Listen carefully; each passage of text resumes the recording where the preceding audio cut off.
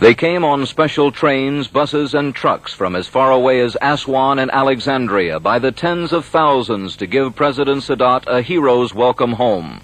In hopes of making this reception as big as the one Sadat received on returning from Jerusalem last November, the government gave workers the day off and provided free transportation.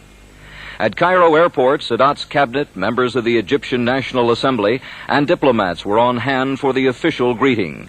There was a flyover by jet fighter planes to mark the return of the Egyptian president to Cairo. Sadat was smiling and waved as he walked down the ramp to greet his vice president, cabinet ministers, and military commanders. The government was anxious to put on a public display of unity to offset any impression that the cabinet was split following the resignation of Foreign Minister Kamel, who disagreed with Sadat over the Camp David negotiations. Sadat, accompanied by his vice president and surrounded by bodyguards, rode in an open car during the 12-mile trip from the airport to the presidential palace in downtown Cairo. Tens of thousands of wildly cheering Egyptians lined the entire motorcade route. They waved banners and pictures of Sadat and chanted, "Long live Sadat, man of peace." Thousands of police and soldiers were needed to hold back the crowds.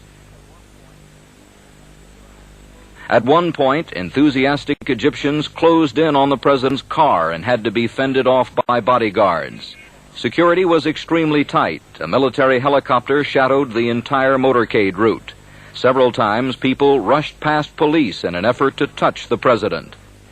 This man was trying to deliver a note. Police were especially uneasy today because of threats made against Sadat by some Arab leaders opposed to the Camp David agreement. President Sadat may not be very popular with some of the hard-line Arab states, but as this demonstration has shown, he is very popular at home. As Sadat's car crossed the Nile near his home, the crowds grew even larger. At one point, people on horseback and camel drivers galloped alongside the motorcade. The Egyptian people gave their president more than just a welcome home today. It was a display of Egyptian nationalism and pride. As one person commented, "We are now Egyptians first and Arabs second."